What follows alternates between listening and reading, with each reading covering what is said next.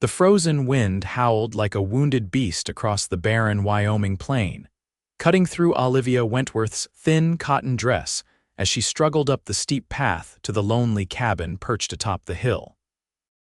A basket of medicine and blankets hung heavy on her arm, her knuckles white from gripping the handle as she glanced up at the darkening sky, where storm clouds gathered like mourners at a funeral.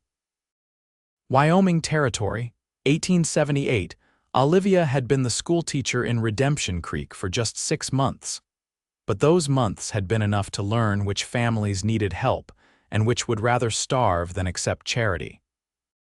The Wilders fell firmly into the latter category, especially since Samuel Wilder had lost his wife to influenza the previous winter. The proud cowboy had withdrawn into himself, spending long days working on neighboring ranches and leaving his 2 young children alone more often than was wise. Today, 11-year-old Timothy Wilder had been absent from school, and his 9-year-old sister Rebecca had looked feverish before being collected by their father at midday. When Olivia had inquired after Timothy, Samuel had simply mumbled something about a cough and hurried away with his daughter. That was all Olivia needed to hear to pack her basket after the school day ended. The cabin door loomed before her now, the wind snatching at her chestnut hair and tugging it from its neat bun as she raised her hand to knock.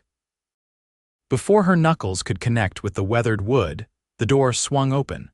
Samuel Wilder stood framed in the doorway, his broad shoulders filling the space, a scowl etched deep in the tanned lines of his face. He was not a tall man, but he carried himself with a quiet strength that made him seem larger than he was. At 32, life had already carved its hardships into his features. "Miss Wentworth," he said, not unkindly but with a wariness that suggested visitors were rare and not entirely welcome. "What brings you up this way in such weather?" Olivia summoned her most professional smile. "I noticed Timothy was absent today, Mr. Wilder, and Rebecca seemed unwell when you collected her. I've brought some medicine and extra blankets." She held up her basket. "The nights are getting colder." Samuel's blue eyes, remarkable against his sun-darkened skin, narrowed slightly. "That's thoughtful, but we're managing fine." A small cough from inside the cabin betrayed his words, followed by the unmistakable chattering of teeth. "Papa," a small voice called. "Who is it?" Samuel's jaw tightened, and Olivia could see the internal battle being waged behind those eyes, pride against practicality, independence against the needs of his children. "It's Miss Wentworth, Becca," he said finally, stepping aside with obvious reluctance. "Come in, Miss Wentworth, before you catch your death out there." The interior of the cabin was neat but sparse. A fire struggled in the small hearth, more smoke than flame, and Olivia immediately understood the problem: they were nearly out of firewood. 2 small beds occupied one corner, where Timothy and Rebecca huddled together under what appeared to be every available blanket in the house, their faces flushed with fever. "Hello, Miss Wentworth," Timothy croaked, attempting to sit up straighter. "Don't move on my account," Olivia said gently, crossing to their bedside. She laid a hand on each of their foreheads, frowning at the heat she felt there. "How long have they been like this?" Samuel moved to the hearth, prodding at the dying embers. "Timothy, since yesterday evening." "Becca started this morning." He didn't turn to face her as he spoke, but Olivia could see tension in every line of his body. "I've been giving them willow bark tea." "That's good for the fever," Olivia acknowledged, unpacking her basket. "I've brought some honey for their throats and a tincture my grandmother taught me to make, and these—" she pulled out 3 thick woolen blankets. "These should help." The children's eyes widened at the sight of the blankets. "Are those for us, Miss Wentworth?" Rebecca asked, her voice small and hopeful. "Of course they are." Olivia smiled, unfolding the first blanket and spreading it over them. The wool was thick and warm, dyed a deep blue that reminded her of summer skies. "My grandmother sent them from Boston when I wrote to her about the Wyoming winters." Samuel turned from the fireplace, his expression unreadable. "We can't accept those." "Papa, please," Timothy whispered, already burrowing deeper under the new layer of warmth.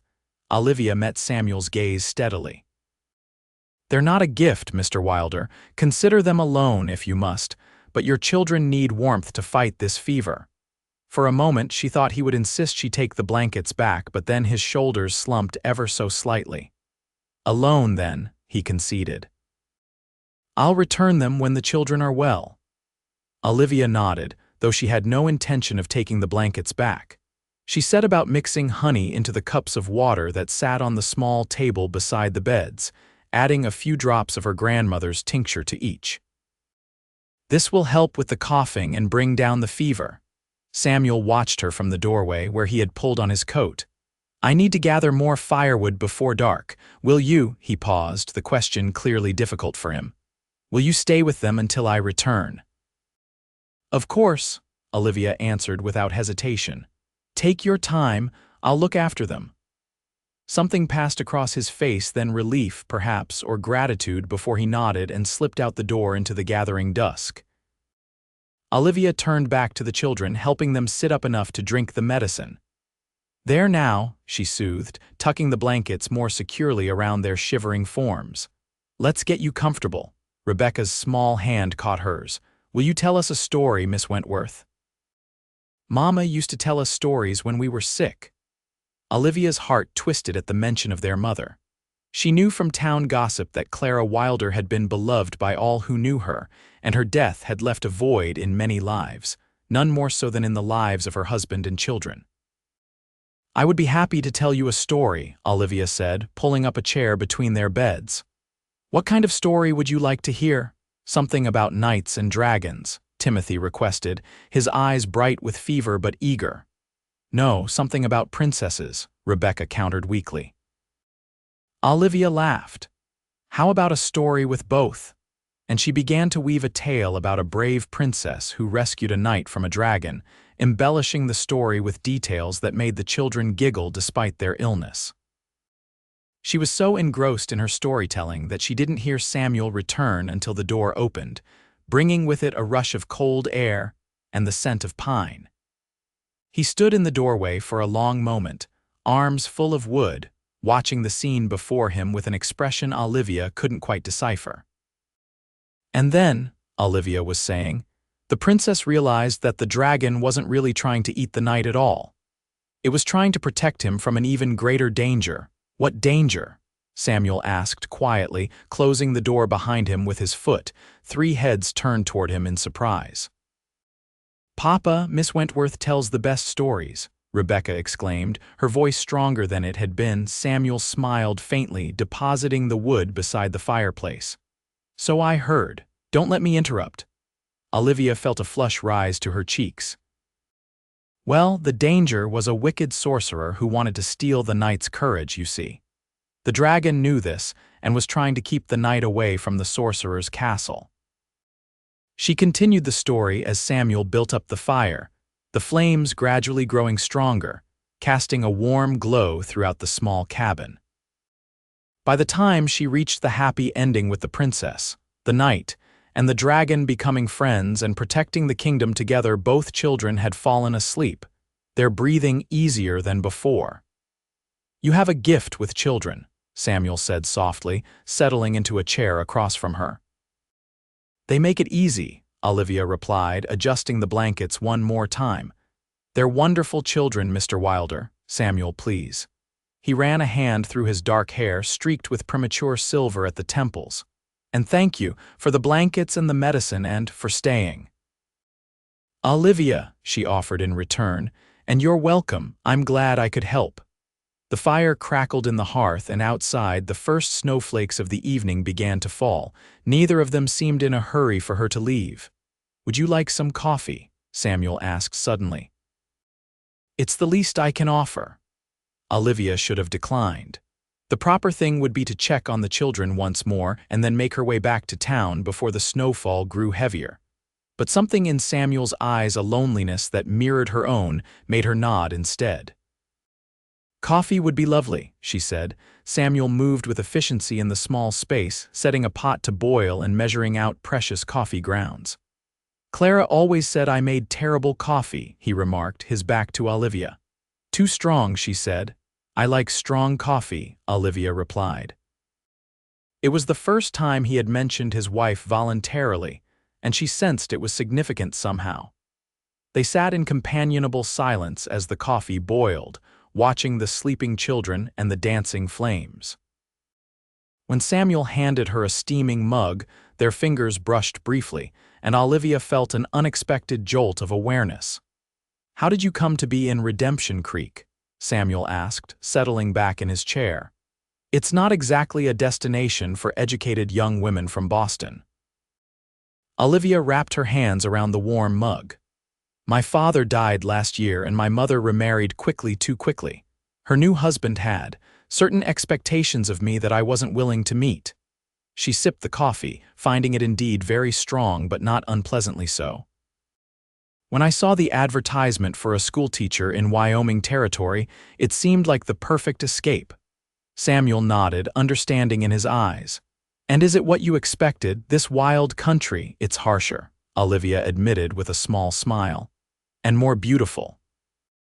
The people are kinder than I expected, for the most part, though some are more stubborn than others." She gave him a pointed look that made a reluctant smile tug at his lips. "Clara used to say the same thing about me." His smile faded, and he looked into his coffee as if searching for something in its depths. She was right about that, too. A comfortable silence fell between them again, broken only by the occasional pop from the fire and the soft breathing of the children. Outside, the snow fell more heavily, blanketing the world in white. "I should go," Olivia said finally, though the thought of venturing back into the cold was distinctly unappealing. "The snow is getting worse." Samuel rose and moved to the window, frowning at what he saw there. "It's coming down hard now. The path down to town will be treacherous in the dark." He turned to face her, conflict evident in his expression. "It would be safer if you stayed until morning." Propriety demanded that Olivia decline. A single woman spending the night in the home of a widower would set tongues wagging in Redemption Creek for months. But the thought of navigating the steep, winding path in darkness and heavy snow was genuinely frightening. "I wouldn't want to impose," she began uncertainly. "You wouldn't be," Samuel assured her. "You can take my bed, I'll sleep by the fire." Olivia hesitated, glancing toward the window where the snow swirled like ghostly dancers in the darkness. "If you're certain." "I am." "Clara would never forgive me if I let her children's teacher break her neck trying to get back to town in a blizzard." His attempt at lightness fell slightly flat, but Olivia appreciated it nonetheless. "Then I accept, with gratitude." Samuel showed her to his small room, little more than an alcove separated from the main living area by a curtain. The bed was neatly made, the quilt faded but clean.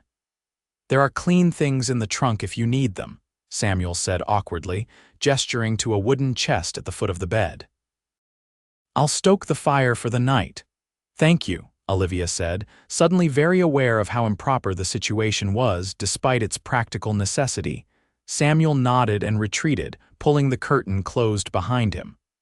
Olivia sat on the edge of the bed, feeling strangely disoriented. She could hear Samuel moving about the cabin, checking on the children, adding wood to the fire, settling himself for the night. She opened the trunk hesitantly, feeling like an intruder. Inside were neatly folded clothes, men's shirts and trousers, but also a few feminine items, presumably Clara's, that Samuel hadn't been able to part with. Olivia selected a simple cotton nightgown, holding it gently, aware that she was touching the belongings of a woman long dead. After changing, she braided her hair loosely for sleep and slipped under the quilt. The bed smelled faintly of pine and leather, a distinctly masculine scent that she found oddly comforting. Outside, the wind howled around the cabin, making the timbers creak, but inside all was warm and quiet. Olivia closed her eyes, expecting sleep to come quickly after such a long day. Instead, her mind raced with thoughts of Samuel Wilder, the sadness in his eyes, the gentleness with which he touched his sleeping children, the strength in his hands as he built the fire. She told herself firmly that her interest was merely compassion for a man struggling to raise his children alone. Nothing more, but in the quiet darkness, With only the sound of the wind and the occasional crackle from the fireplace, she couldn't quite convince herself of that. Dawn brought clarity, as it often does. Olivia woke to the sound of quiet movement and the smell of coffee brewing. For a moment she was disoriented, the unfamiliar surroundings confusing her sleep-addled mind. Then memory returned and she sat up quickly, pushing her braid back over her shoulder. Dressing quickly in her clothes from the previous day, Olivia emerged from behind the curtain to find Samuel at the hearth, stirring something in a cast-iron pot. The children were still asleep, their breathing easier than the night before. "Good morning," Samuel said without turning. "I hope you slept well." "I did, thank you." Olivia moved to the children's bedside, laying a gentle hand on each of their foreheads. "Their fevers have broken." "Yes, whatever was in that medicine of yours seems to have worked." Samuel glanced over his shoulder at her, a smile warming his usually solemn face. "I'm grateful." Olivia felt herself flush slightly under his gaze. "It's just an old family recipe, elderberry and willow bark, mostly. Well, it's more effective than anything the doctor in town has ever given us." Samuel ladled what appeared to be porridge into bowls. Breakfast? They ate in comfortable silence, watching as the early morning light filtered through the cabin's small windows. The snow had stopped sometime during the night, leaving a pristine white landscape outside. "I should return to town," Olivia said as she finished her porridge. "The children at school will be waiting, and Mrs. Hollister is probably wondering what happened to her boarder." Samuel nodded, but there was a reluctance in his expression that mirrored her own feelings. "I'll saddle Copper for you. The path will still be difficult on foot." "Oh, I couldn't. You can return him this afternoon," Samuel interrupted gently. "Or I'll come for him tomorrow. Either way, I'd rather know you got back to town safely." Something in his tone made Olivia's heart beat a little faster. "Thank you," she said simply. She woke the children briefly to say goodbye, promising to check on them after school. Timothy was already asking when he could return to class, which Olivia took as a good sign. Samuel walked her to the small stable behind the cabin, where a chestnut gelding greeted them with a soft nickering. As Samuel saddled the horse, Olivia found herself watching his movements, the easy confidence with which he worked, the strength in his hands. "You're staring, Miss Wentworth," Samuel said without looking up, though there was a hint of amusement in his voice. Olivia felt heat rise to her cheeks. "I was just thinking about how difficult it must be, raising 2 children alone, working, managing everything." Samuel's hands stilled on the saddle straps. "It is," he admitted quietly, "but they're worth every struggle." "They're fortunate to have you," Olivia said softly. Samuel looked up then, something vulnerable and raw in his expression. "I don't always feel like they are. Clara was the heart of our family. I'm just trying not to let them down." Before Olivia could respond, he had finished with the saddle and was helping her mount. His hands at her waist were strong and steady, lifting her effortlessly onto the horse's back. "Thank you again," he said, looking up at her, "for everything." Olivia found herself wishing she could stay, which was ridiculous. She had only known Samuel Wilder for 1 day. Yet something about him, his quiet strength, his devotion to his children, the grief he carried like a well-worn coat had touched something in her. "I'll bring Copper back this afternoon," she promised. "And check on the children." Samuel nodded, stepping back from the horse. "We'll be here." The ride back to Redemption Creek was cold but beautiful, the fresh snow glistening in the morning sunlight. Olivia found her thoughts continually returning to the small cabin on the hill and its inhabitants, wondering what it might be like to be part of a family again, even one pieced together from broken parts. Mrs. Hollister, Olivia's landlady, was predictably scandalized when Olivia explained where she had spent the night, though the blizzard mitigated the worst of her disapproval. "Still, a young woman like yourself spending the night in a widower's home," the older woman clucked as she poured Olivia a cup of tea. "People will talk." "Let them," Olivia replied with more confidence than she felt. There was nothing improper about it. The children needed care, and the weather made travel unsafe. Mrs. Hollister's expression softened somewhat. Those poor little ones. Clara Wilder was such a lovely woman. Her passing broke many hearts, none more so than Samuel's. She sipped her tea thoughtfully. Though I must say it's good to see him accepting help. He's been too proud since she died, turning down offers of assistance from everyone in town. Olivia thought about the reluctance with which Samuel had accepted the blankets. He's a proud man, she agreed, but he puts his children first. A good quality in a father, Mrs. Hollister nodded, and in a husband should he ever decide to remarry. The pointed look she gave Olivia was not subtle, and Olivia felt her cheeks warm again. I should prepare for school, she said, rising from the table. The schoolhouse was crowded and noisy as always, filled with children ranging from 5 to 16 years of age. Olivia found herself frequently glancing at the empty seats where Timothy and Rebecca usually sat, wondering how they were faring.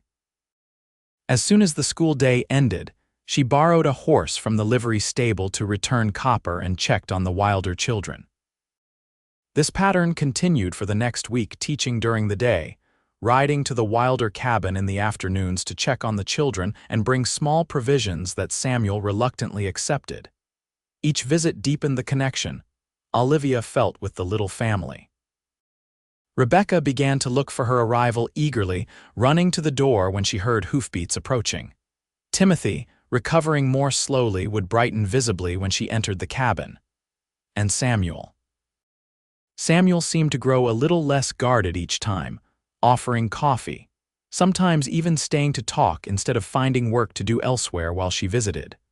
On the 7th day, as Olivia prepared to leave after bringing a basket of fresh bread and preserves from Mrs. Hollister, Samuel walked her to her horse as usual. The children are much improved, he said, his breath forming small clouds in the cold air. Thanks in large part to your care. They're resilient, Olivia replied, adjusting her scarf against the biting wind. And they have a father who loves them dearly. Samuel looked away, his jaw working as if he were struggling with something. They miss having a woman around, he said finally. A mother figure. It shows when you're here. Olivia's heart quickened. Children need both nurturing and strength in their lives. You provide the strength, Samuel. The nurturing will come in time. From where? His gaze returned to her face, intense and searching. I've seen how the women in town look at me with pity or calculation. None of them see me or my children, not really. He took a step closer. But you do. Olivia found it suddenly difficult to breathe. I see 2 wonderful children who deserve every happiness and a man doing his best in impossible circumstances. Is that all you see? Samuel asked, his voice dropping lower. The moment hung between them, fragile as a soap bubble. Olivia knew that her answer could change everything: her position in the community, her future, possibly her heart. No, she admitted quietly, that's not all I see. Samuel's expression softened, relief and something warmer flooding his features. Slowly, giving her every opportunity to step away, he reached up to touch her cheek, his fingers rough from work but gentle against her skin. I never expected to feel this way again, he murmured. After Clara, I thought that part of me had died with her. But you, he shook his head slightly, as if amazed. You walked into our lives with blankets and medicine, and somehow you've begun to heal more than just my children's fevers. Olivia leaned almost imperceptibly into his touch. I wasn't looking for this either, she whispered. I came to Redemption Creek to escape, not to find a new beginning. And yet here we are. Samuel's thumb traced her cheekbone. I'm not an easy man, Olivia. I'm stubborn and proud and still carrying grief that sometimes feels too heavy to bear. But if you're willing, I'd like to see where this might lead. Olivia covered his hand with hers, holding it against her cheek. I'd like that too, she said softly. For a moment they simply stood there, the connection between them new and tender but undeniably strong. Then Samuel leaned forward and pressed his lips to hers, a kiss as gentle as falling snow. When they parted, Olivia knew that her life had changed irrevocably. Whatever happened next, there would be no going back to the solitary existence she had known before. I should go, she said reluctantly. Mrs. Hollister will be wondering where I am. Samuel nodded, stepping back to help her mount her horse. Will you come tomorrow? Yes, Olivia promised. Tomorrow and many days after. The weeks that followed brought changes both subtle and profound to their lives. Timothy and Rebecca returned to school, thriving under Olivia's care there and at home, where she now spent most of her free time. Samuel began to accept more help from the community, his pride softening as he realized that independence didn't have to mean isolation. And Olivia found herself becoming part of a family again, something she had not expected when she fled Boston for the Wyoming territory. The gossip in town was predictable. Some approved of the budding romance between the widower and the schoolteacher, others clucked their tongues at the impropriety of it. Olivia found she cared less and less what others thought. What mattered was the way Rebecca's face lit up when she mastered a difficult reading passage, or how Timothy confided his dreams of becoming a horse trainer someday. What mattered was the quiet evenings by the fire, Samuel's hand in hers, planning a future none of them had dared to imagine. Spring came to the high country, the snow melting to reveal tender green shoots pushing through the soil. The Wilder cabin underwent its own transformation curtains at the windows. A small vegetable garden started behind the house, the sound of laughter becoming more common than silence. On a warm evening in May, as they sat on the newly built porch watching the children chase fireflies in the gathering dusk, Samuel turned to Olivia with an expression of quiet determination. "I've been thinking," he began, his hand finding hers in the fading light. "This cabin feels more like a home than it has in a long time, because of you." Olivia smiled, squeezing his fingers. "It is a home, a beautiful one, but it's not quite complete." Samuel reached into his pocket and withdrew a small object that caught the last rays of sunlight. A ring, simple but lovely, a small sapphire set in silver. "This was my mother's. She gave it to me before she died, said to save it for when I found love again." He took a deep breath. "I never thought I would, but then you came with blankets for my shivering children and stayed to tuck them in. And somehow, you tucked yourself into our hearts as well." Olivia felt tears spring to her eyes as Samuel continued, his voice growing more confident. "Olivia Wentworth, would you do us the honor of becoming my wife and a mother to Timothy and Rebecca? Would you help me make this house truly a home, filled with love and laughter for many years to come?"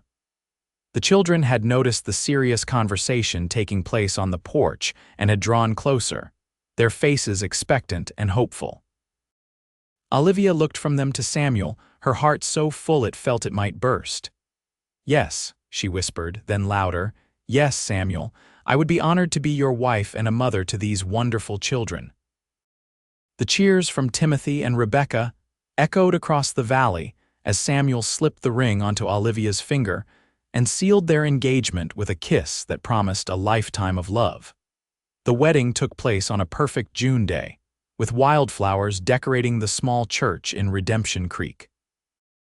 The entire town turned out for the celebration, previous gossip forgotten in the joy of the occasion. Rebecca served as Olivia's maid of honor, wearing a dress that Olivia had sewn herself from fabric ordered all the way from Denver. Timothy stood proudly beside his father, chest puffed out in his new suit, the family's rings carried carefully on a small pillow. When the minister pronounced them husband and wife, Samuel kissed Olivia with a tenderness that brought tears to the eyes of even the most stoic townsmen. And when he swept her into his arms to carry her down the aisle, the children raced ahead, scattering flower petals and laughter. The celebration continued late into the evening, with dancing and feasting under the stars. As the night grew deeper, Samuel found Olivia sitting with a sleeping Rebecca in her lap, watching the remaining dancers with a contented smile. "Shall we take our family home, Mrs. Wilder?" he asked softly, the new name still sounding wonderful to both their ears. Olivia looked up at him, her heart full to bursting with love for this man and the children they now shared. "Yes," she said simply. "Let's go home." Samuel lifted Rebecca gently, and Timothy fell into step beside Olivia, his small hand finding hers as naturally as breathing. Together, they made their way through the well-wishers to where their wagon waited, ready to carry them back to the cabin that had transformed from a place of grief to one of hope and new beginnings. As they crested the hill and the cabin came into view, its windows glowing with welcome light, Olivia thought about the journey that had brought her here. From a frightened young woman fleeing an unwanted marriage in Boston to a beloved wife and mother in the Wyoming territory. From a stranger bringing blankets to a cabin of shivering children to the heart of a family reborn from loss. Samuel helped her down from the wagon, his hands lingering at her waist as he set her gently on the ground. The sleeping children were carried to their beds and tucked in with loving care, a task now shared between two parents instead of borne alone by one. Later, in the quiet of their room, Samuel pulled Olivia close, his arms strong and secure around her. "When Clara died," he said softly into the darkness, "I thought my heart had frozen solid. I never imagined it could thaw again, let alone burn as bright as it does now. You've given us a second chance at happiness." Olivia traced the lines of his face with gentle fingers. "And you've given me a family to love, a purpose beyond just escaping my past. We've saved each other, I think. Like the princess and the knight in your story," Samuel murmured, smiling against her hair. "Protecting each other from dragons and sorcerers alike." "And living happily ever after," Olivia added, sealing the promise with a kiss.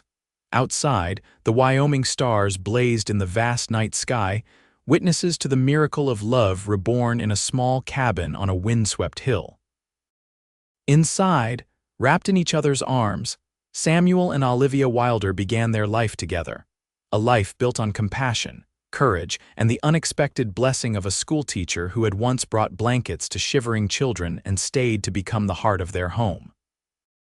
In the years that followed, the Wilder family flourished. The cabin expanded as their family did, first with the addition of a son they named James the following spring, and then twin girls, Clara and Elizabeth, 2 years later. Samuel's horse breeding business grew prosperous, allowing him to build a proper ranch house with enough room for their growing brood. Olivia continued teaching for several years, until the demands of motherhood and the ranch made it impractical. Instead, she turned her educational talents to her own children and those of neighboring ranchers who sought her out for instruction. Timothy followed his dream of working with horses, becoming his father's right hand in the breeding operation by the time he turned 16. Rebecca discovered a talent for medicine, eventually training with the town doctor and becoming Redemption Creek's first female physician. On cold winter nights, when the Wyoming wind howled around their sturdy home, the Wilder family would gather around the fireplace, wrapped in blue woolen blankets that had long ago ceased to be alone and become a cherished part of their family story. "Tell us again," the younger children would beg, "about how Mama came with blankets when you were shivering." And Olivia and Samuel would exchange glances filled with love and memory before one of them began the tale of a schoolteacher, a stubborn widower, and the night a snowstorm changed their lives forever. It was a story of second chances and unexpected love, of healing and hope found in the most unlikely circumstances. It was their story a testament to the truth that even in the harshest winters of the heart, spring eventually returns, bringing with it the promise of new beginnings and the warmth of love that can last a lifetime.